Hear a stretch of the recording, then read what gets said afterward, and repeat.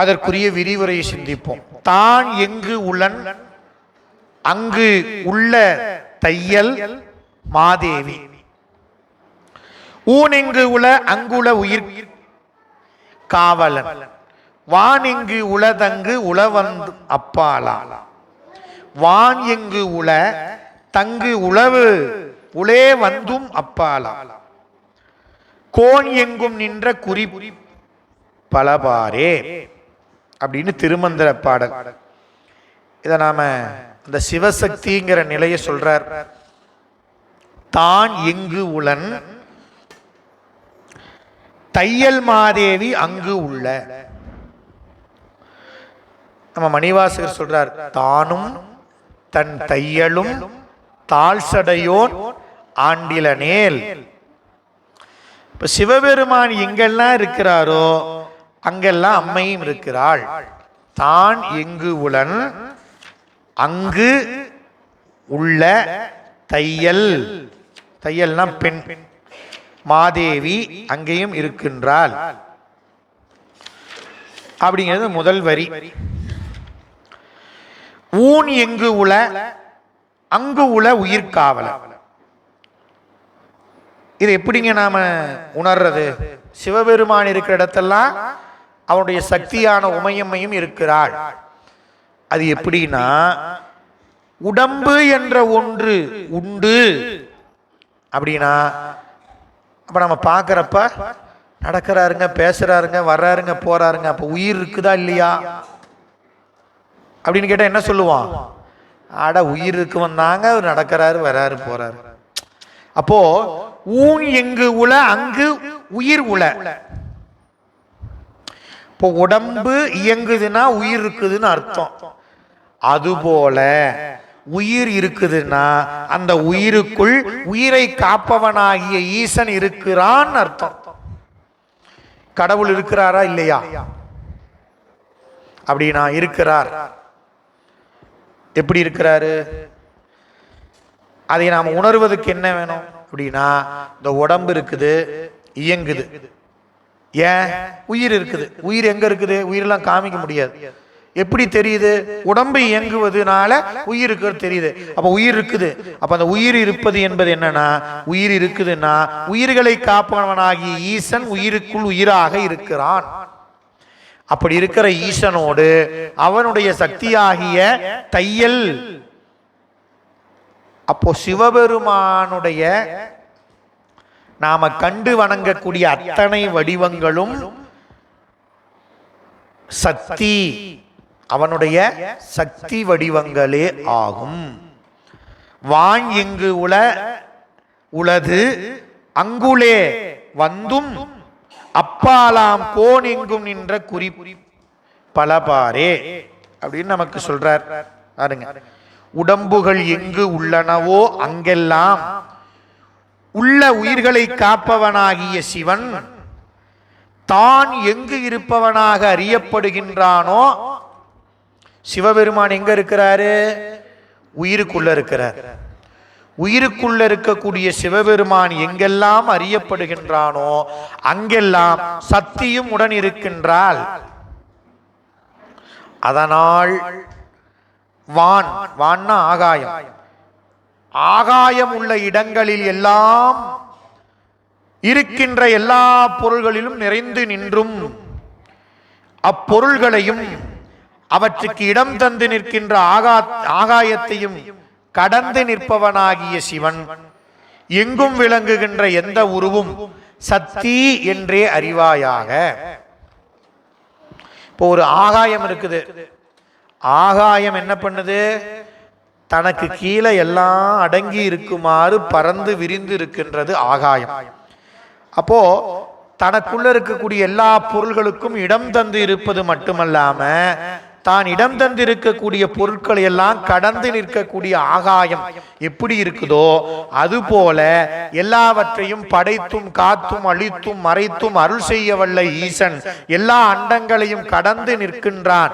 அப்படி எங்கும் எல்லாவற்றிலும் விளங்குகின்ற சிவபெருமானுடைய உருவம் நாம் கண்ணால் கண்டு வழிபடக்கூடிய சிவனது உருவங்கள் வடிவங்கள் யாவும் அவனுடைய சக்தி என்றே அறிவாயாக. பராசக்தி, மாசக்தி, பல்வகையாலும் தராசக்தியாய் நின்ற தன்மை உணராய். உராசக்தி ஊழிகள் தோறும் உடனாம் புராசக்தி புண்ணியமாகிய போகமே. என்னென்ன சொல்றாரு பாருங்க திருமூலர். பராசக்தி, மாசக்தி, தராசக்தி. இப்போ உயிர்களுக்கு இறைவன் தன்னுடைய சக்தி வாயிலாக பெத்த நிலை என்று சொல்லக்கூடிய நிலையில் 3 தொழில்களை செய்கின்றான். படைத்து, காத்து, அழித்து. எதனால் படைக்கின்றான்? நாம சேர்த்து வச்சிருக்கக்கூடிய கண்ம வினை, கண்மமலமாகிய வினையை நாம நுகர்ந்து கழிப்பதற்காக படைத்தலை செய்கிறான். கொண்டு வந்த வினையை கழிச்சிட்டோம்னா அழித்தல். அதுவரையிலும் நம்ம உடம்ப காத்து வச்சிருக்கிறோம். அப்படி முத்தொழில்கள் அததான் தராசக்தி தாங்கி நிற்கின்றான். எல்லாவற்றையும் கடந்து நிற்கக்கூடிய பரநிலையில் இருக்கக்கூடிய பெருமானுடைய பிரிப்பில்லாத சக்தியான பராசக்தி உயிர்கள் மீது கொண்ட இந்த கருணையினால் இறைவன் உடைய சக்தி நம்பொருட்டு இறங்கி வந்து நமக்கு உடம்பை படைத்தும் வினைகளை நுகர்ந்து கழிக்கும் வரையிலே காத்தும் நுகர்ந்து கழித்த பிறகு ஒடுக்கியும் முத்தொழில்களை செய்கின்றது என்ற தன்மையை நாம் உணர வேண்டும். உணராய் அப்படின்னு இந்த பாடல்ல சொல்றார். திரிபுரை என்னும் சக்தி மேலானவளும் பெரியவளும் ஆவள். அதனால் அந்த பராசக்தியே பல்வேறு வகையான காப்பு சக்தியாய் நிற்பாள். மாணவனே இதை நீ அறிவாயாக. அப்படி காத்து நிற்கக்கூடிய அந்த காப்புதான் திரிபுபடுகின்ற ஊழிகள் தோறும் உடனாய் நின்று புண்ணியத்தின் பயனாகிய உலகன்பத்தை தருபவள் அவள்தான். இறைவனுடைய சக்தி தான் நமக்கு என்ன பண்ணுது? திரோதான சக்தியாய் இருந்து வினைகளை ஊட்டியும் பக்குவமடைந்த பிறகு அதே திரோதான சக்தி அருள் சக்தியாயிருந்து முத்தியையும் தருகிறாள் அப்படின்னு இந்த பாட்டுல சொல்றார். போகம் இன்பம் தருதல், புண்ணியமாகிய போகம் அப்படின்னா முத்தின்னு அர்த்தம்.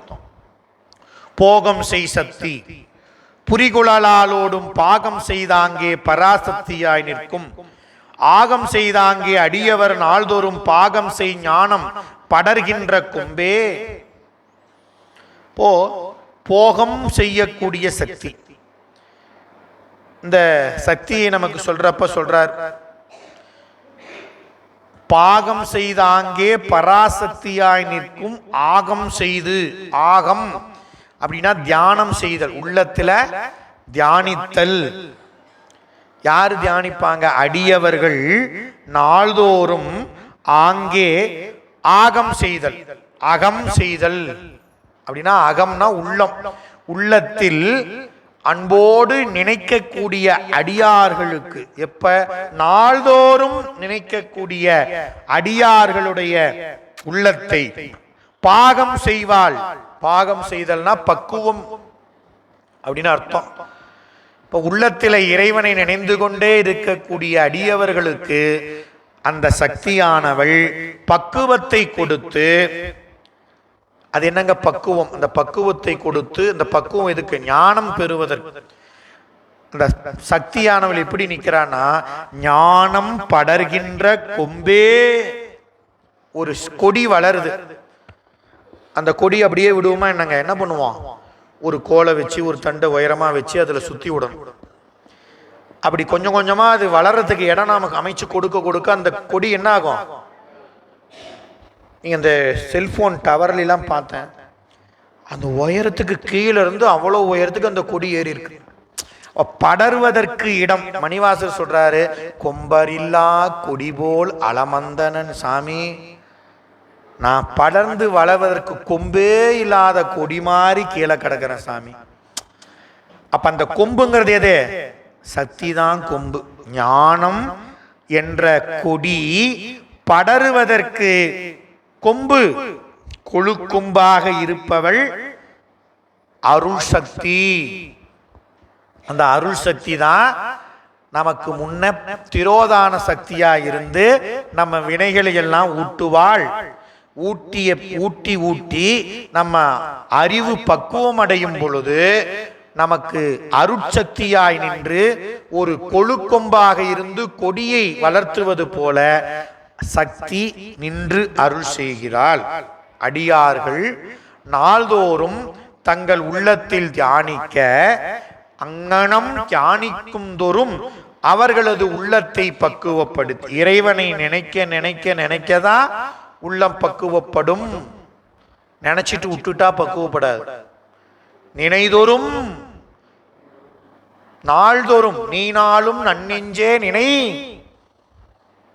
நீ நினைனா சொன்னாரு, நாளும் நீ நாளும் நினை, பூ நாளும் தலை சுமைப்ப, நாளும் புகழ் நாமம் செவி கேட்ப. தினந்தோறும் இறைவன் புகழை கேட்கணும், அவனை பாடணும், அவனை நினைக்கணும். நினைக்க நினைக்க நினைக்க என்ன ஆகுங்க?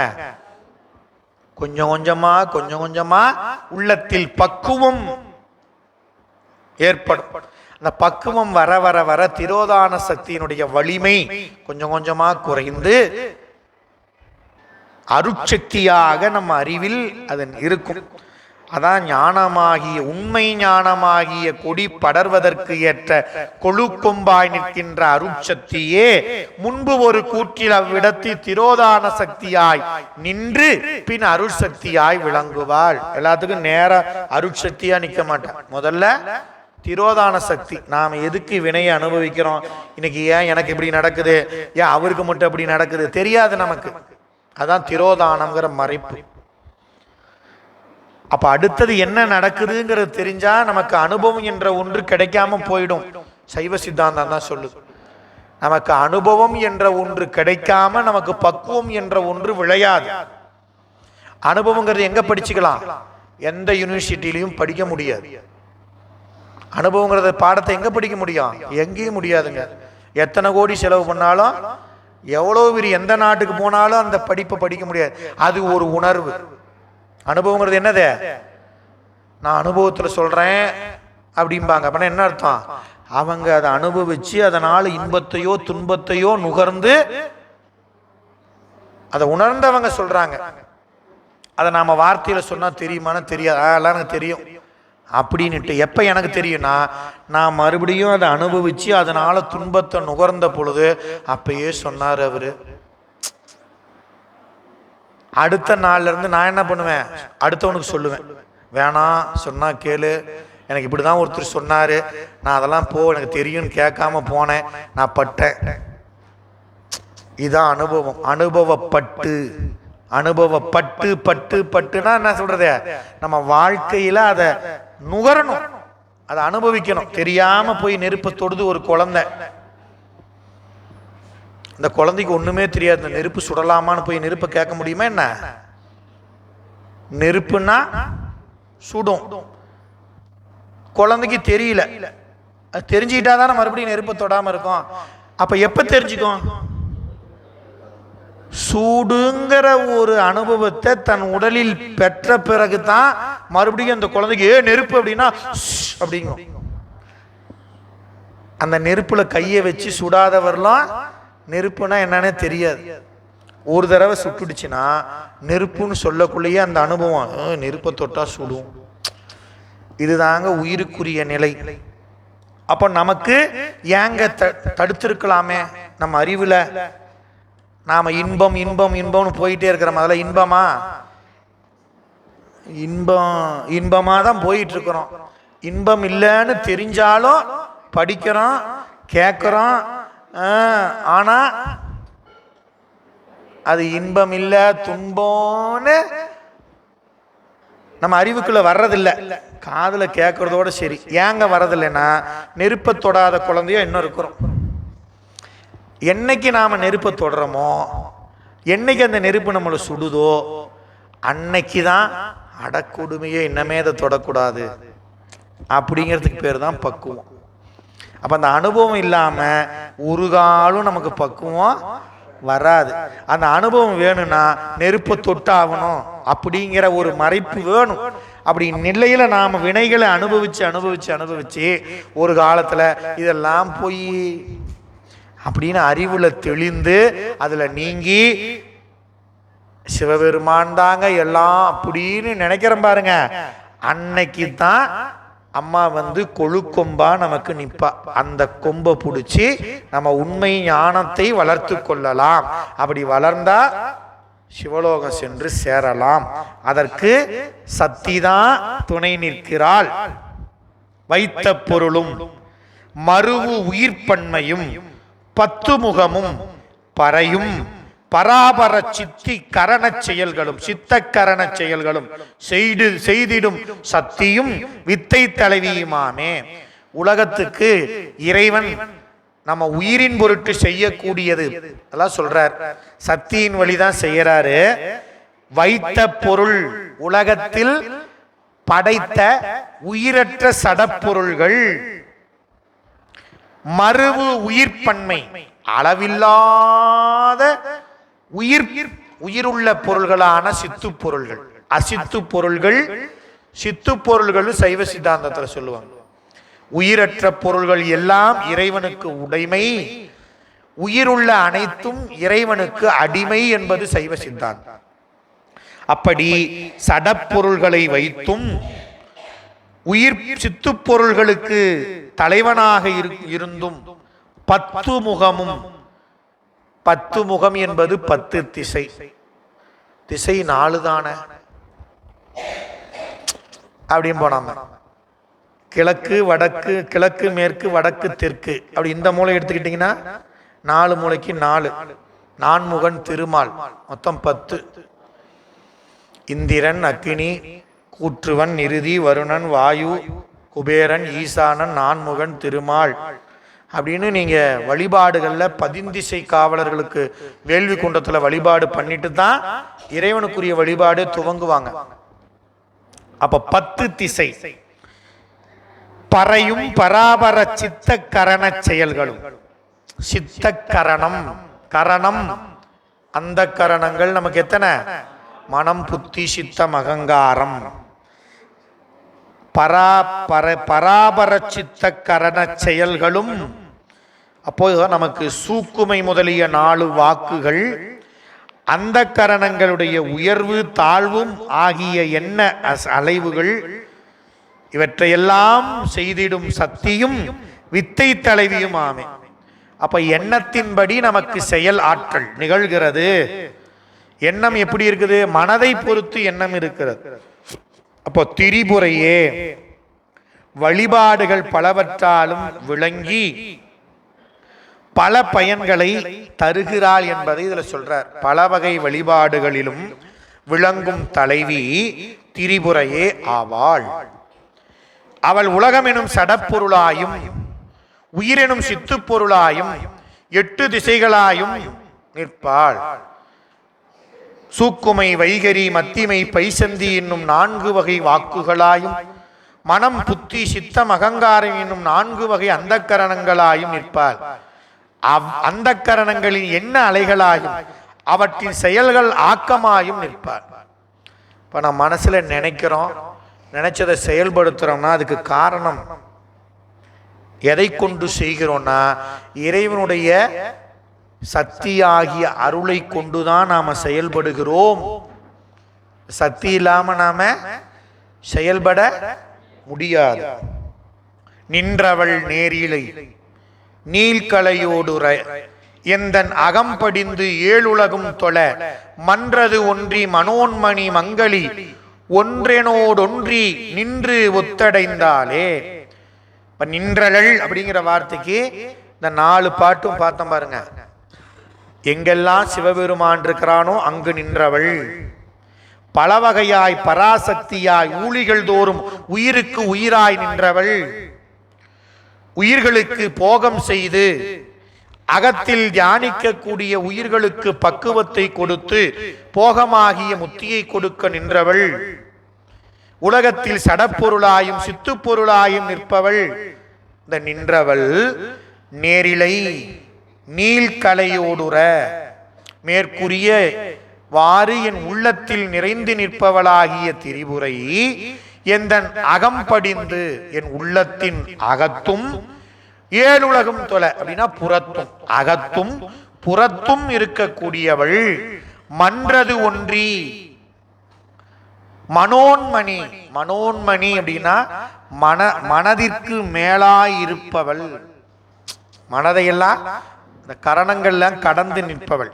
மேற்கூறியவாறு என் உள்ளத்திலே நிறைந்து நிற்பவளாகிய திரிபுரை மனத்துக்கு மேலே உள்ளவளாயும் அழியாத மங்களத்தை உடையவளாயும் இருப்பள். மங்களி தனது பல வகைப்பட்ட நிலைகளுடன் என் உள்ளத்தில் பொருந்தியும் உலகெல்லாம் வணங்கும்படி அம்பலத்தில் நின்று அவளையே பற்றி நிற்கின்ற என்னிடத்தில் வேற்றுமையற நிற்க இசைந்து அங்கனமே வந்து நின்றாள். அப்போ என்ன சொல்றார் திருமூலர்? அவளோடு ஒன்றுகின்ற என்னோடு அவளும் ஒன்றி நின்றாள். அதான் சொல்றார். அப்ப நாம முதல்ல இறைவனோட ஒன்றினால் அன்பருக்கு அன்பனே. நாம அவன் மேல அன்பு வச்சா நம்ம மேல அன்பு வைப்பான். அன்பர் அல்லாதவர்களுக்கு அன்பர் இல்லாதவன் சிவபெருமான். அப்போ இங்க அதான் சொல்றார், அவளோடு ஒன்றி. அப்போ உள்ளத்தில் உள்ளம் ஒன்றணும் எங்க? பெருமான் திருவடியில். அப்படி அவனோடு நாம ஒன்றி விட்டால் அவன் என்ன பண்ணுவான்? நம்மளோட ஒன்றி விடுவான். இதான் நமக்கு ஞானசம்பந்தர் தேவாரத்தில் பாரார், அற்றவர்க்கு அற்ற சிவன் உரைகின்ற ஆளவாய் ஆவதும் இதுவே. மணிவாசர்கிட்ட வந்தீங்கன்னா சொல்றார், தீர்ந்தாய அன்பருக்கு அன்பாய அன்பருக்கு அவரினும் அன்ப. அப்போ அவன் மேல அன்பு கொண்டீங்கன்னா அந்த அன்பருக்கு அவங்க செலுத்துற அன்பை விட அன்பனா இருப்பான். நாம 1 மடங்கு அன்பு வச்சோம்னா சிவபெருமான் மேல, அவன் 100 மடங்கு அன்பை நம் மேல வைப்பான். அததான் திருமூலர் இந்த பகுதியில் நமக்கு அருமையாக எடுத்து சொல்கின்றார். தொடர்ந்து மார்ச் மாத பாடத்திட்டம் இல்லை 2வது பதிகமாகிய காண்டனன். காண்டனன் அப்படின்னு ஒரு பதிகம், ஆமாத்தூர் என்ற தலத்தினுடைய பதிகத்தை நாம ஒருவாறு உணவு இடைவேளை வரை சிந்திப்போம். அழகியநாதர் இறைவன், அம்மை முத்தாம்பிகை, பம்பையாறு, தலவிருஷம், வன்னிமர். இந்த பதிக பாடிய சூழல் அப்படின்னு பார்த்தீங்கன்னா, திருவொற்றியூர் சென்றார் நம்பி ஆரூரர். அங்க அனிந்திதை என்று கைலாயத்திலே உமையம்மையினுடைய பணிப்பெண்ணாக இருந்தவர் சங்கிலியாராக திருவொற்றியூர்ல அவதாரம் செய்தார். அப்படி திருவொற்றியூர் போனவர் சங்கிலியை மணந்து கொண்டார். அந்த திருமணம் செய்யும் பொழுது, உன்னை விட்டு நீங்க மாட்டேன், ஒற்றியூரை விட்டு நீங்க மாட்டேன் என்று சத்தியம் செய்து கொடுத்து திருமணம் செய்து கொள்கிறார். திருவாரூர் ஞாபகம் வருது. வசந்த உற்சவம் பங்குனி மாதம். போன வருஷம் போய் புகழூர்ல பெருமான்கிட்ட வேண்டி செங்கல்லாம் பொன்னா மாறிச்சே போன பதிகத்துல. அந்த திருவாரூர் உற்சவம் ஞாபகத்துக்கு வருது. தியாகராஜ பெருமான் மீது அன்பு, அந்த அன்பினால் ஒற்றியூர் எல்லையை கடந்தாரே தவிர தன் மனைவியை பார்க்கணும்னு கிளம்பல. எதுக்காக கிளம்பினாரு? தியாகராஜ பெருமான ஆரூர் பெருமானை வசந்த விழாவை காண வேண்டும் என்று கிளம்பியவர் சத்தியத்தை பிழைத்ததால், சத்திய தவறு காப்பாற்ற தவறியதனால தன் 2 கண்ணிலும் ஒளி இழந்தார். யாருக்கு? எம்மை உமக்கு தோழனாக தந்தனு திருவாரூர் பெருமானே தன்னை நண்பனாக பெற்றவர் நம்பி ஆரூரர். சத்தியம் பிழைத்ததனால் கண் பார்வை ஒளி இழந்தது. அப்படிப்பட்ட நிலையில தனக்கு கண் பார்வை வேண்டும் என்று தன்னுடைய தலைவன் உறைந்தருளும் திருக்கோயில சென்று பதிகம் பாடுறார். பல தலங்களையும் வணங்கி பாடுறார். அவருடைய வரலாறுல எடுத்து பார்த்தீங்கன்னா அந்த பதிகம்லாம் வெண்பாக்கத்தில் பாடி ஊன்றுகோல் பெறுகிறார், திரு ஆலங்காட்டில் பாடுகிறார், திருமுல்லைவாயில பாடுகிறார். பாடிய அடியேன் படுதுயர் பாசுபதா பரஞ்சுடரே கங்கைவார் சடையாய் கணநாதா ஆர் எனக்கு உறவு அமரர்கள் ஏரே, இதெல்லாம் பதிகம் பாடுறார். பாடிட்டே வராரு. காஞ்சிபுரத்துல வந்து ஆலந்தான் உகந்து பதிகம் பாடி இடக்கண் பார்வை கிடைக்க பெற்றார். அப்படியே தலங்களை திருவாரூர் போற வழியில தலங்களை வணங்கி கொண்டு இடதுகண் பார்வை மட்டும் பெற்ற நிலையில் திருவாரூருக்கு செல்லும் வழியில திரு ஆமாத்தூர் வந்து சேர்கிறார். இறைவனை தொழுது பாடியது இப்பதிகம். ஆ மாத்தூர், பசுக்களுக்கு தாயாக இறைவன் இருந்து அருள் செய்ததனால இந்த தலம் ஆ மாத்தூர். ஆனா பசு, பசுக்களுக்கு தாயாக இருக்கிறான். இங்க பசுங்கிறது உயிர் தொகுதி அப்படின்னு அர்த்தம். நமக்கெல்லாம் தாயாக இருப்பவன் சிவபெருமான். அருமையான இந்த தலம் விழுப்புரத்திலிருந்து வடமேற்கில் உள்ளது. குறுந்தொகையில் அப்பர் பெருமான் இந்த திருத்தலத்தினுடைய பேர் அருமையா கையாண்டுகிறார். ஆமாத்தூர் அம்மானே. பிரிங்கி முனிவர் சிவபெருமானை மட்டும் வழிபடுவார். உமையம்மையை வழிபாடு செய்ய மாட்டார். இதை பார்த்த அம்மை இறைவன்ட்ட வேண்டி உடம்புல சரிபாதி பெற்று மாதொரு பாகனாக இருக்கும் பொழுதும் என்ன பண்ணார் அந்த பிரிங்கி முனிவர்? உடம்ப தொலைச்சிக்கிட்டு போய் சாமியை மட்டும் வளம் வந்தார் அப்படின்னு எல்லாருக்கும் அந்த கதை உங்களுக்கு தெரியும். அப்படி உமையம்மை சினந்து அவரை வன்னிமரமாக சபிக்க பின்னர் அந்த முனிவர் அம்மையை வழிபட்டு அம்மை அருளால் அந்த சாப நீக்கம் பெற்றார் என்ற இந்த அற்புதமான அந்த திருத்தலத்தில் சம்பந்த பெருமான் 2 பதிகம், அப்பர் சுவாமிகள் 2 பதிகம், நம்பி ஆரூரர் 1 என 5 பதிகங்கள் கிடைக்க பெற்றிருக்கின்றன. நம்பி ஆரூரர் பதிகம் அருளிய பதிகம் கொல்லிக்கவ்வானம் 7ஆம் திருமுறை. காண்டனன் காண்டனன் காரிகையால் தன் கருத்தனாய் ஆண்டனன் ஆண்டனன் ஆமாத்தூரியம் அடிகளுக்கு ஆள் பூண்டனன் பூண்டனன் பொய்யன்று சொல்லுவன் கேண்மின்கள் மீண்டனன் மீண்டனன் வேதவித்து அல்லாதவர்கட்கே.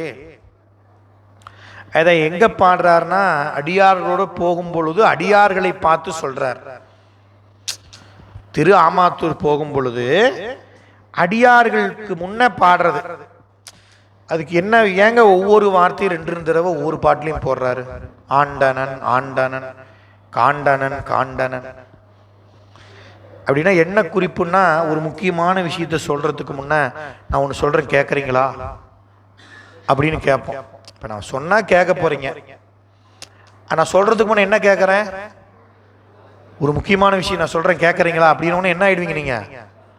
ஏதோ சொல்ல போறாரு, இவ்வளவு நேரம் சொல்லிட்டு தாங்க இருந்தாரு, திடீர்னு நம்ம ஒன்று சொல்றேன் கேட்குறீங்களாங்கிறாரு அப்படின்னு கொஞ்சம் என்ன ஆகும்? ஆமா, அதை தான் இங்க சொல்றாரு நம்பி ஆரூரர். காண்டனன், அப்படியா என்ன பார்த்தீங்க? அடியார்கிட்ட சொல்றாரு நான் கண்டன். காண்டனன், அப்படியா என்னத்தை பார்த்தீங்க? அப்படிங்கிறப்ப மறுபடியும் அந்த சொல்றாரு காரிகையால் தன் கருத்தனாய் காண்டனன். இப்ப நான் இறைவனை கண்டேன். அப்படியா கண்டீங்களா? எப்படி?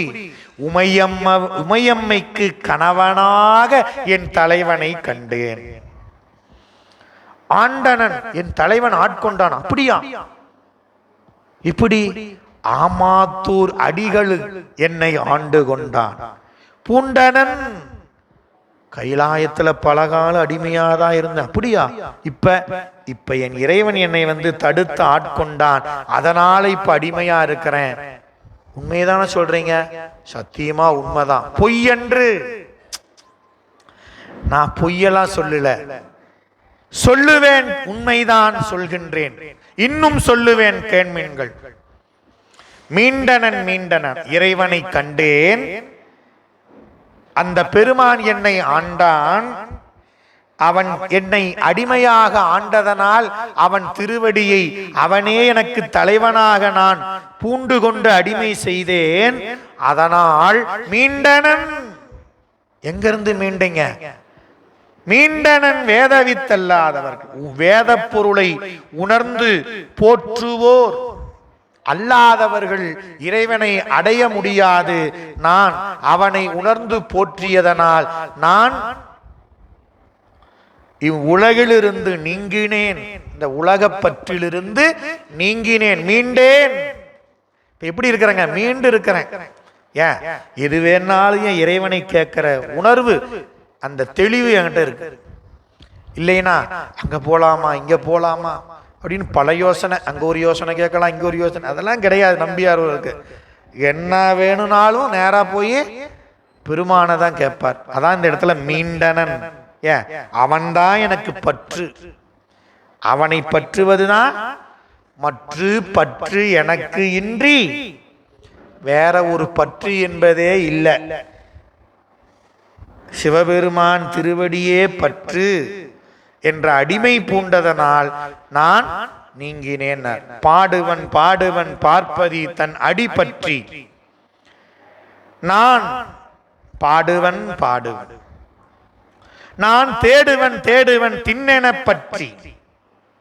செறிதர நான் ஆடுவன் ஆடுவன் ஆமாத்தூரியம் அடிகளை. ஆமாத்தூரியம் அடிகளை கூடுவன் கூடுவன் குற்றமதற்ற என் குறிப்போடு. அப்ப நம்பி ஆரூரர் தன்னுடைய அந்த அருள் அனுபவ நிலையை சொல்றார்.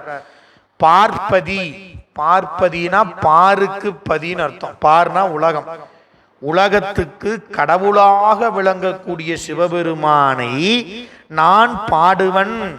எப்படிங்க பாடுவன்? அவன் திருவடியை திண்ணென பற்றி, அவன் திருவடியை உறுதியாக பற்றி சென்று சேர்வதற்கு தேடுவன் தேடுவன்.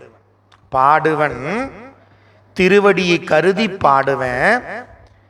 அந்த திருவடியை உறுதியாக பற்றுவதற்கு தேடி பாடுவன். பாடுறது எதுக்கு?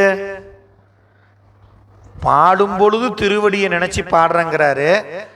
எதுக்கு அப்படின்னா அந்த திருவடியை உறுதியாக பற்றுவதற்காக வழி தேடி பாடுவன். ஆடுவன் ஆடுவன். அப்படி பாடனா உள்ளத்துல என்ன ஆகும் தெரியுமா? களிப்பு. இறைவனை பாடனா என்ன ஆகுங்க? உள்ளத்துல மகிழ்ச்சி. தானா ஆடுவன் ஆடுவன். மணிவாசகர் இறைவனை பார்த்து நின்று கேட்கிறார், சாமி நான் யார் தெரியுமா?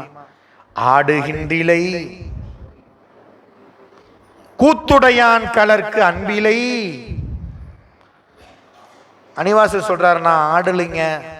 ஏன் சாமி? கூத்துடைய பெருமான் கலலுக்கு எனக்கு அன்பில்லை என் உள்ளத்துல, அதனால பாடுகின்றிலை. இதெல்லாம் செய்யாம இருக்கிறேன்னு கொஞ்சம் கூட மனசு பதைக்கவே இல்லை. ஜாலியா இருக்கிறேன். மனசு பதைக்கணும்ல, ஐயோ பெருமானை நினைக்காம இருக்கிறனே, அவனை பாடாம இருக்கிறனே, அவனை வணங்காம இருக்கிறனே தினம் தினம் நினைக்க நினைக்க இன்னைக்கு என்னமோ தெரியலீங்க, காலையில லேட் ஆயிடுச்சு, அலாரம் வச்சேன் அடிக்கல. அதனால சில வேலையெல்லாம் விட்டுட்டேன். நாம முதல்ல விடுறது என்னது? பரவாயில்லைங்க நாளைக்கு கோயிலுக்கு போனா போதும். மற்றதெல்லாம் ப்ரிஃபரன்ஸ் கொடுக்க மாட்டோம். ஏன்? சிவபெருமான் தான் எதுக்கும் கோவிச்சிக்காத ஆளாச்சே, அவர் தான் பிழை பொறுத்துக்குவார்னு வேற சொல்லிட்டோமே. அதனால நாம பூசை பண்ணலைன்னா அவனுக்கு ஒன்றும் குறைஞ்சி போக போறது இல்லைங்க. நாம பூசை பண்ணா அவனுக்கு ஒன்றும் நிறைஞ்சு போறது இல்லை. பூசை பண்ணனா எனக்கு நல்லது, பண்ணலினா எனக்கு தான் குறை. கங்கையில போய் நீராடலினா ஐயோ இவன் வந்து நீராடாம போயிட்டான்னு கங்கைக்கு ஏதாவது கிடைக்காம போகுது. கங்கையில நீராடலினா எனக்கு தான் பாவம் தொலையாம நிக்குமே தவிர கங்கைக்கு எந்த குறையும். அப்ப சிவபெருமானுக்கு எதுவும் கிடையாதுங்க. நீங்க பூசை பண்ணாலும் பண்ணலினாலும் அவன் என்னைக்கு நிறைவுடையவன். பூசை யாருக்கு? எனக்கு. அப்ப நான் ப்ரிஃபரன்ஸ் என்ன பண்றது? சரி நாளைக்கு பார்த்துக்கலாம், அப்புறம் பார்த்துக்கலாம். இதுதான். அப்போ அதான் சொல்றாரு, அன்பிலை ஆடுகின்றிலை பாடுகின்றலை. ஏன் சாமி எனக்கு அன்பு இல்லை, இதெல்லாம் இப்படி இருக்கிறேனேன்னு மனசு பதைக்கணும், பதைக்கலை. கூடுகின்றிலை அப்படின்னு வருந்துறார். அதான் இந்த இடத்துல நம்பியார் சொல்றாரு, பாடுதல் என்பது இறைவன் திருவடியை கருதி பாடணும், அவன் திருவடியை உறுதியாக பற்றுவதற்கு வழி தேடி பாடணும். அப்படி பாடனா உள்ளத்தில் இருக்கக்கூடிய களிப்பு நம்ம உடம்புல என்னத்தை கொடுக்கும்? ஆட்டத்தை கொடுக்கும். ஆடி பாடி அண்ணாமலை கை தொலை. ஆமா, நம்ம வேணா ஓடணும்னா நாம ஆடணும். கூடுவன் கூடுவன் ஆமாத்தூரியம் அடிகளை கூடுவன். நான் பாடி தேடி ஆடி எதுக்கு சாமி இத்தனையும் பண்றீங்க? என் சிவபெருமான் திருவடியை என் உள்ளத்தில் கூடியிருப்பதற்கு தான் இத்தனையும் பண்றேன். நான் பாட்டு பாட மாட்டேன்னா எந்த காலத்திலையும் உள்ளத்துல சிவபெருமான நினைக்க முடியாது. ஏங்க பொழப்பில்லைன்னா ஞானசம்பந்தர் திருநாவுக்கரசரும் நம்பியாரும் இத்தனை பதிகத்தை இந்த மண்ணில் கோயில் தோறும் சென்று பாடினாங்க. பாடினது மட்டுமல்ல, 1500 2000 வருஷம் கழிச்சு இன்னமும் நமக்கு தேவாரம் இறைவன் நம்ம கையில் கொடுத்துருக்கிறாரு. பெரிய ஓலைச்சுவடியா இருந்துச்சு, பெரிய புத்தகமாக வந்துச்சு, அப்புறம் எப்படி வந்துச்சு, இன்னைக்கு ஃபோன்லேயே வந்துருச்சு. இப்படி எடுத்து ஒரு பதிகத்தை பாடுறதுக்கு என்ன இருக்குது நமக்கு தெரியல, சொல்ல முடியாது. அதுலேயும் ஆடியோ வருது, அப்படி போட்டுட்டு ஆடியோ ஓதுவார் பாடுவாங்க, அது கூடயே நாமளும் பாடலாம். இன்னும் பெருமான் நமக்கு என்ன செய்வான் நம்மளை பாட வைக்கிறதுக்குன்னு தெரியல. பாடுவன் பாடுவன் நம்பியார் சொல்றார். அவங்களாம் எதை கேட்டு பாடினாங்க? உள்ள சிவபெருமான் உணர்த்த பாடினாங்க. இறைவன் கொடுத்த பாட்டு திருமுறைகள், இதை நாம பாடணும். பாடனாதான் அவனை கூட முடியும். குற்றமது அற்ற என் குறிப்பு, இதான் என் குறிப்பு. நம்பியார் கொடுத்துட்டார் ஸ்டேட்மெண்ட். நான் எதுக்கு பாடுறேன், எதுக்கு தேடுறேன், எதுக்கு ஆடுறேன். காய்ந்தவன் காய்ந்தவன் கண்ணலால் அன்று காமனை பாய்ந்தவன், பாய்ந்தவன் பாதத்தினால் அன்று கூற்றத்தை ஆய்ந்தவன் ஆய்ந்தவன் ஆமாத்தூரியம் அடிகளார் ஏய்ந்தவன் ஏய்ந்தவன் எம்பிராட்டியை பாகமே. கண் இருப்பினால் காமனை அன்று காய்ந்தவன் காய்ந்தவன் சாம்பலாக்கணும். கால் பாதத்தினால் கூற்றுவனை பாய்ந்தவன் அழித்தவன். ஆய்ந்தவன் ஆய்ந்தவன், ஆய்தல்னா நுணுகியவன், நுணுக்கரிய நுண்ணுணர்வாக இருப்பவன். நுண்ணுணர்வு நுண்ணிய பொருள் அப்படிங்கிறப்போ நமக்கு தெரியாது. நமக்கு தெரியறதுக்கு பருப்பொருள்னு பேர். என்ன பொருள்? நம்ம கண்ணுக்கு தெரியறதெல்லாம் பருப்பொருள், போயிட்டே இருக்கும். கொஞ்சம் கொஞ்சம் கொஞ்சம் கொஞ்சம் போக போக போக போக நம்ம கண்ணுக்கு தெரியாதுங்கிறதுனால இல்லைன்னு அர்த்தம் கிடையாது. 226 புவனங்கள் கண்டங்கள் இதெல்லாம் எங்கெங்க இருக்குது எனக்கு தெரியவே இல்லையா, அதெல்லாம் இல்லைன்னு நான் சொல்லலாமா? இந்த வானத்துல உயரத்துல ஒரு பருந்து பறக்குது, எவ்வளவு தெரியுது நமக்கு? அது கீழே வந்தா ஆளையே தூக்கிட்டு போகுது. நமக்கு எத்தனோண்டு தெரியுது? கொஞ்சமா தெரியுது, புள்ளி மாதிரி.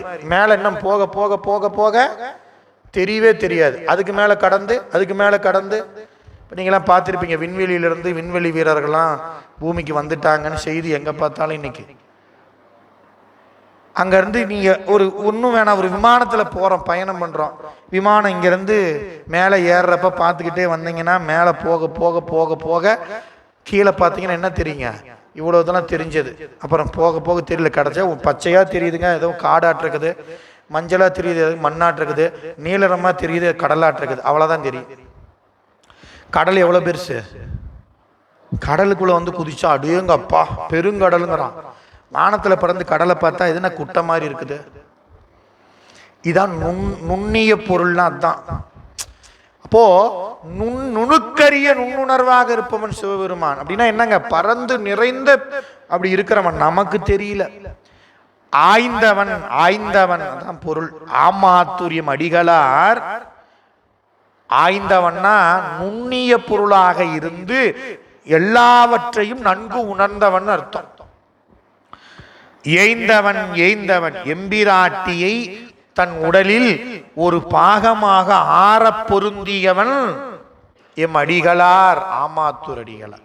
ஓர்ந்தனன் ஓர்ந்தனன் உள்ளத்துள்ளே நின்ற ஒன்பொருள் சேர்ந்தனன் சேர்ந்தனன் சென்று திருவொற்றியூர் புக்கு சார்ந்தனன் சார்ந்தனன் சங்கிலி மென்தோல் தடமுலை ஆர்ந்தனன் ஆர்ந்தனன் ஆமாத்தூர் ஐயன் அருளதே. பாடுறாரு, நானும் ஆராய்ந்து ஓர்ந்தனன் ஆராய்ந்து அறிந்தேன். எங்க உள்ளத்துள்ளே. எப்படி? நின்ற ஒன்பொருள் உள்ளத்துள்ளே நிலை பெற்றுள்ள ஒளியுடைய பொருளாகிய இறைவனை நான் ஆராய்ந்து அறிந்தேன். இது யோகம். உள்ளத்துள்ளே ஒளியுடைய பொருளாக இருக்கக்கூடிய இறைவனை ஆராய்ந்து அறிந்தேன். அதனால் சேர்ந்தனன் சேர்ந்தனன் திருவொற்றியூர். அப்படி ஆராய்ந்து அறிந்த அறிவின் வழி சென்று தலைப்பட்டேன். அப்புறம் இது யோக நெறியில் நம்பி ஆரூரர் நுகர்ந்த போகம் என்று சொல்லக்கூடிய ஒண்ணு யோகம். இரண்டாவது, திருவொற்றியூர் புக்கு சார்ந்தனன் சார்ந்தனன் திருவொற்றியூருக்கு போய் சங்கிலி நாச்சியாரை மணந்து கொண்டு இன்பம் துய்த்தேன். இது போகம்.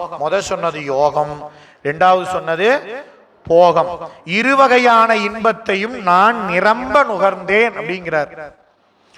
இதுக்கு காரணம் என்ன தெரியுமா? ஆமாத்தூர் ஐயன் அருள் அதே. ஆமாத்தூர் சிவபெருமானுடைய திருவருள், ஆமாத்தூர் ஐயன் அருளை பெரும் பாக்கியம் இல்லாதவர் இருதலை போகமும் இழப்பர்னு ஞானசம்பந்தர் தேவாரத்துல சொல்றார். சிவபெருமான் அருளை பெறலைனா இந்த பிறவியில நாம் அனுபவிக்கக்கூடிய இன்பத்தையும் இழந்து விடுவோம். மறுமையில் அவனை சென்று சேர்வதற்குரிய யோகம்ங்கிற இன்பத்தையும் நாம இழந்து விடுவோம். இது ரெண்டையும் தர்றது யாரு? சிவபெருமான் தான் யோகத்தையும் போகத்தையும் கொடுத்தான்னு சொல்றார். வென்றனன் வென்றனன் வேள்வியில் விண்ணவர் தங்களை சென்றவன் சென்றவன் சில்பலிக்கென்று தெருவிடை நின்றவன் நின்றவன் நீதி நிறைந்தவர் தங்கள் பால் அன்று அவன் செய்யருள் ஆமாத்தூர் ஐயனே. எல்லா தேவர்களையும் தக்கன் வேள்வியில் வென்றான். நீங்க திரு உந்தியார்ல பாத்தீங்கன்னா யார் யாருக்கு என்னென்ன அப்படின்னு அதையே விரிவா மணிவாசகர் பாடுறார். அந்த தக்கன் வேள்வியில் சென்று பங்கேற்ற அத்தனை தேவர்களையும் சிவபெருமான் வென்றவன். அந்த அவ்வளவு பெருமையுடைய சிவபெருமான் இந்த மண்ணில சிலவாகிய பிச்சைக்காக ஊர்தோறும் இல்லந்தோறும் தெருவிடை சென்றவன். நின்றவன் நின்றவன் நீதி நிறைந்தவர் தங்கள் பால். நீதியில் சிறிதும் குறையில்லாதவர்கள் உள்ளத்தில் சிவபெருமான் நிலை பெற்று நிற்பான் அப்படிங்கிறது இந்த பாட்டுல சொல்றார். இப்ப நமக்கு என்ன நீதி?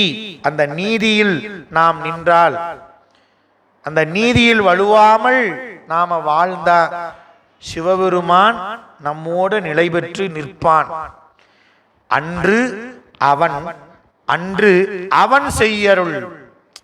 தன்னை அடைந்தவர்களுக்கு அருள் செய்வது என்பது சிவபெருமான் எப்ப செய்வாரு? இன்னைக்கு தானே வந்து சேர்ந்த, சரி நாளைக்கு பார்த்துக்கலாம். நீ வந்து இத்தனை வருஷம் கழிச்சு தானே வந்து சேர்ந்த, 5-6 வருஷம் போகட்டும், உனக்கு அருள் செய்யறத பத்தி யோசிக்கிறேன்னா சொல்றார் சிவபெருமான். அப்படி இல்லை.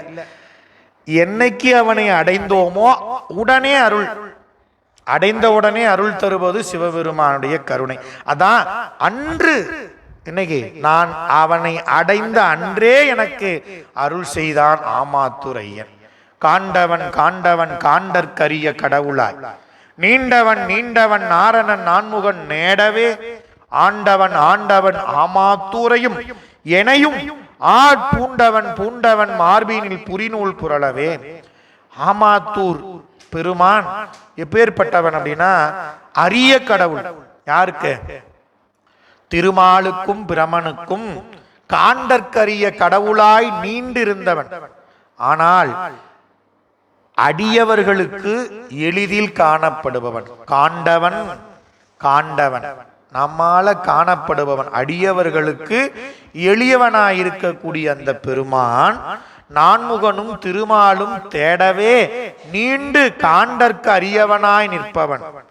ஆண்டவன் ஆமாத்தூரையும் ஆண்டவன், என்னையும் ஆளாக கொண்டவன், அவனுடைய திருவடிக்கு அடிமை பூண்டவன் நான் என்று நம்முடைய நம்பியாரூர் இந்த பாடலை சொல்றார். எண்ணவன் ஏழுலகத்து உயிர் தங்களுக்கு கண்ணவன் காண்டும் என்பார் அவர் தங்கட்கு பெண்ணவன் மேனியோர் பாகமாம் பிஞகன் அன்னவன் ஆமாத்துரியம் அடிகளே. எண்ணம் கருத்து, எண்ணவன் அப்படின்னா 7 உலகங்களில் வாழக்கூடிய உயிர்களுக்கு அறிவை உண்டாக்குபவன் அர்த்தம். 7 உலகத்து உயிர்களுக்கு என்னவன் அப்படின்னா எல்லா உயிர்களுக்கும் அறிவை உண்டாக்குபவன். கண்ணவன் தன்னை காண வேண்டும் என்று யாரெல்லாம் அன்பினால் முயற்சி செய்கிறார்களோ அவர்களுக்கு கண்ணுக்கு உள் கண்ணாயிருந்து தன்னை காட்டி காணுமாறு செய்பவன். அப்பர் சுவாமி சொல்றாரு, காண்பார் யார் கண்ணுதலார் காட்டாக்கால். நெற்றியில் கண்ணுடைய பெருமான் காட்டாம நாம காண முடியாது. சரிங்க, அவன் ஏன் காட்ட மாட்டேங்கிறான் அப்படின்னா நம்ம உள்ளத்துல அன்பில்லாத பொழுது அவன் தன்னை காட்ட மாட்டான்.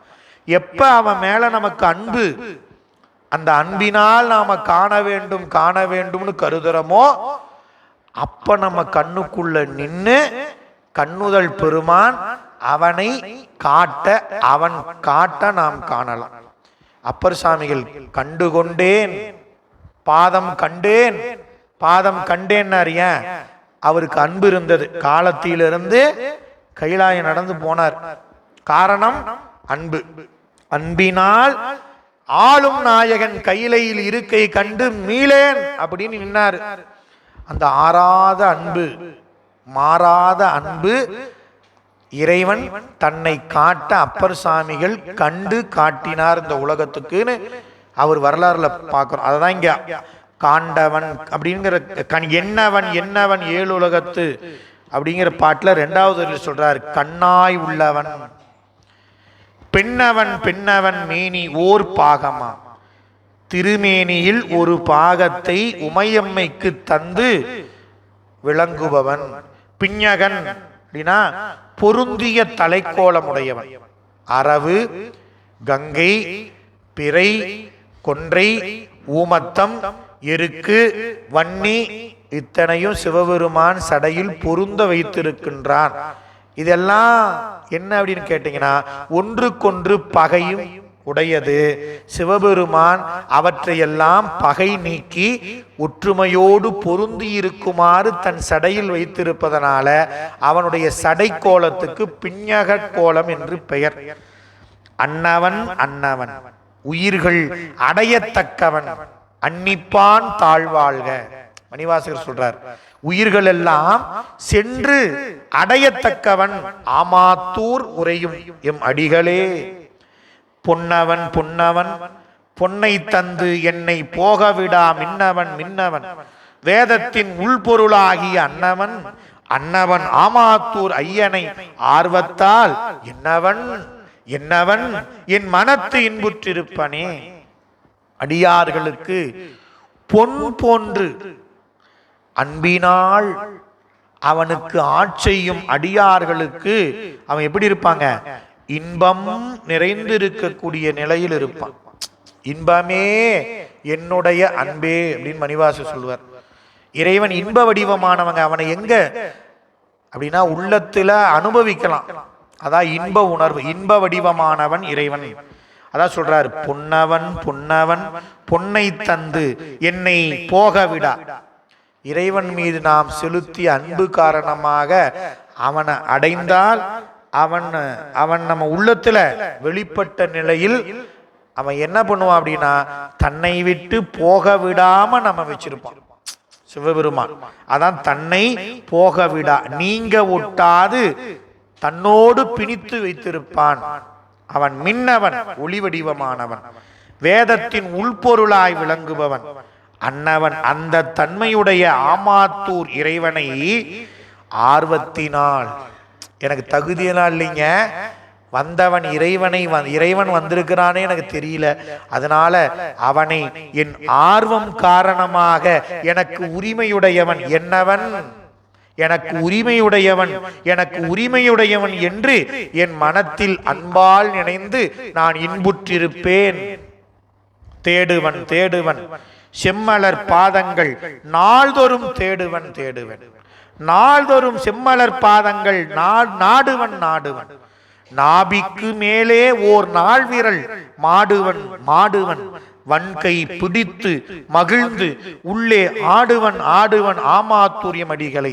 இந்த பாட்டு நம்பி ஆரூரருடைய அந்த யோக நிலையை நமக்கு எடுத்துரைப்பது.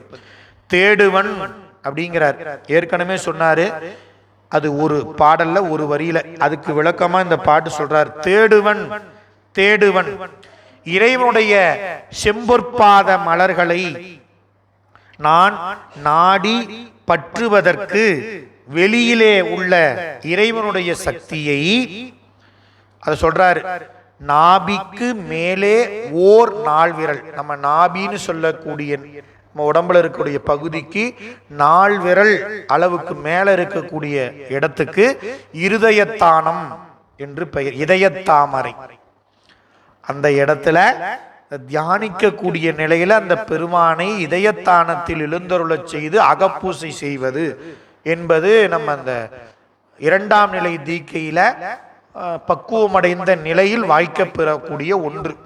புறப்பூசை பலகாலம் செஞ்சுக்கிட்டே இருக்கிறப்போ அந்த அகப்பூசை என்பது நம்ம பக்குவத்தை பொறுத்து வாய்க்க பெறும் அந்த நிலைதான் யோகம் என்பது.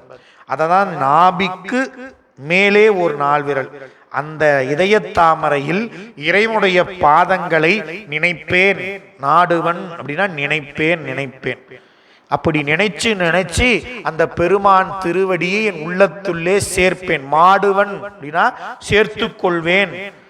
எப்படி சேர்ப்பேன்னா வன்கை பிடித்து சங்கார முத்திரைன்னு பேர். அதுக்கு எடுத்த உடனே யோகம் அகப்பூசைக்கெல்லாம் வாய்க்காது. புறப்பூசை செய்து முத்திரை காமிச்சு நாம பாவிச்சுக்கிட்டே இருக்கணும். சாமி எழுந்தருளுகிறார், சாமிக்கு நீர் கொடுக்குறோம், தூபம் காமிக்கிறோம். இதெல்லாம் நாம செய்ய ஒரு நாள் அந்த திருமேனியில பெருமான் இருக்கிறான் என்று உள்ளத்திலிருந்து நாம எடுத்து வைக்கிறோம், உள்ளத்துல வைக்கிறோம், அப்புறம் எடுத்து வைக்கிறோம். நாள்தோறும் இப்படி புறம் அகம் என்று பூசை செய்ய ஒரு நாளைக்கு கண்ணை மூடி அகத்தில் அவனை பூசை செய்யக்கூடிய வாய்ப்பு கிட்டும். அப்படி பெறும்போது அந்த முத்திரைக்கு பேரு சங்கார முத்திரை, அப்படின்னா ஒடுக்குதல் அப்படின்னு இந்த பெருமானை நம்ம மணிவாசகர் சொல்றாரு. இம்மையே உன்னை சிக்கன பிடித்தேன் எங்கெழுந்து அருளுவதினேன்னு நம்ம பாவனையினால வெளியில் இருக்கக்கூடிய இறை சக்தியை நம் கரங்களினால் பிடித்து உள்ளத்துல சேர்த்துக்கொள்ள, வன்கை பிடித்து மகிழ்ந்து உள்ளே மாடுவன் உள்ள சேர்த்து கொண்டு அதன் பிறகு உள்ளத்தில் பெருமான் எழுந்தருளி அந்த மகிழ்ச்சி கழிப்பினார் அவனுக்கு ஏற்புடைய கூத்துகளை நானும் ஆடுவன்.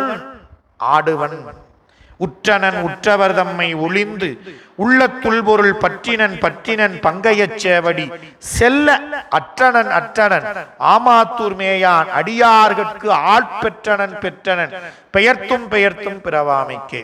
இதெல்லாம் எதுக்கு சாமி செய்யறீங்க அப்படின்னு நம்பியார் ஒரு கேட்டா அதுக்கு விடை சொல்றாரு. மீட்டும் பெயர்த்தும்னா மீண்டும் பிறவாமையை பெறுவதற்கு. மறுபடியும் அப்படின்னா எத்தனை அப்படின்னா கணக்கே இல்லை பிறவி. பெயர்த்தும் அடுக்கு தொடர் இலக்கணத்துல அப்படின்னா என்ன பொருள்னா கணக்கே இல்லை. இப்ப நம்ம பிறவிக்கு கணக்கே கிடையாது. இப்படி கணக்கில்லாத பிறவிக்கு வந்து போகக்கூடிய நிலையில் இருக்கக்கூடிய நான் மீண்டும் பிறப்புக்கு வராத நிலையை பெரும் பொருட்டு உற்றவர் தம்மை ஒளிந்து, இத்தனை நாள் யாரெல்லாம் உற்றவர்கள் என்று இருந்தேனோ அவற்றையெல்லாம் விடுத்து என்னைக்கு பெருமான் வந்து அடிமை என்று ஆண்டு கொண்டானோ அன்னைக்கே எல்லாவற்றையும் விடுத்து அவன் சேவடி அவனே அடி தலைவன் என்று பற்றினன். உள்ளத்தில் உருபொருளாக பற்றினன் அவனுடைய தாமரை போன்ற சேவடியை உள்ளத்தில் பற்றினேன். பற்றி என்னுடைய துன்பங்களை நீங்க பெற்றேன். அற்றனன் அற்றனன் அற்றனன்னா என் துன்பங்களை எல்லாம் நீங்க பெற்றனன். ஆமாத்தூர் மேய அடியார்களுக்கு, ஆமாத்தூர் உரையும் சிவபெருமானுடைய அடியார்களுக்கு அடியேனாகும் பேரு திருவாரூர்ல பெற்றார். அதை சொல்றார். திருவாரூர்ல தில்லைவாழ் அந்தனர்தம் அடியார்க்கும் அடியேன்னு இறைவன் அடியெடுத்து கொடுக்க, அந்த நிலையில் திருத்தொண்ட தொகை பாடி அடியார்க்கு அடியேன் ஆனார். திரு ஆலங்காட்டிலையும் பாடினார், அடியார்க்கு அடியேன் ஆவேன்.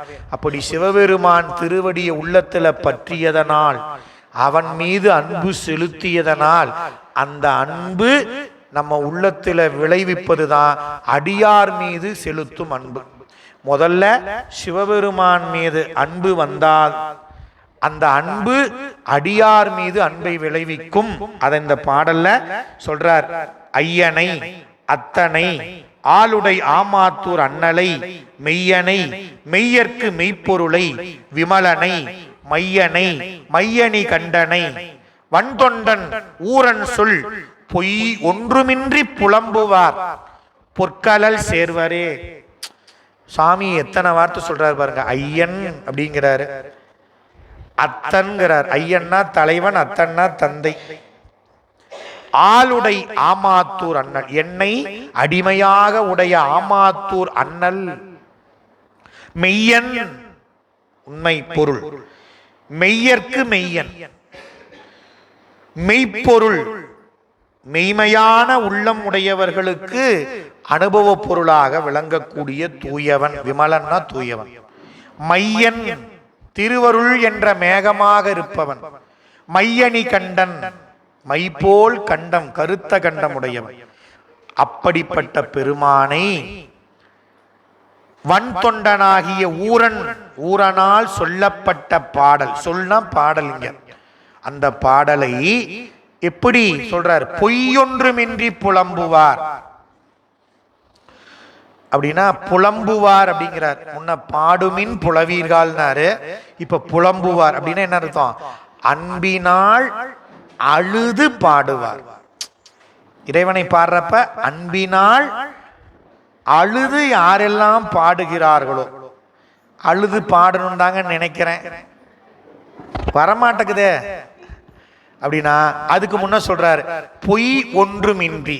பொய் இல்லாம, நெஞ்சில பொய் இல்லாம இருந்தா அவனை பாடுறப்ப அழுக வரும்.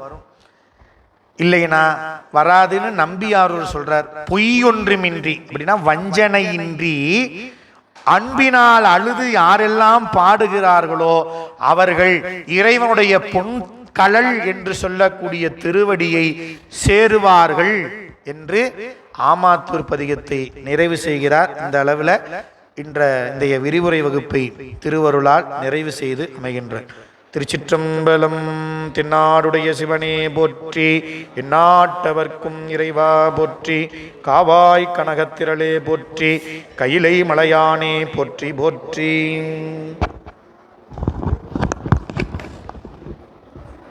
ஆன் பண்ணி வைங்க. நிறைய பேர் போன் எடுக்கிறதே இல்லை.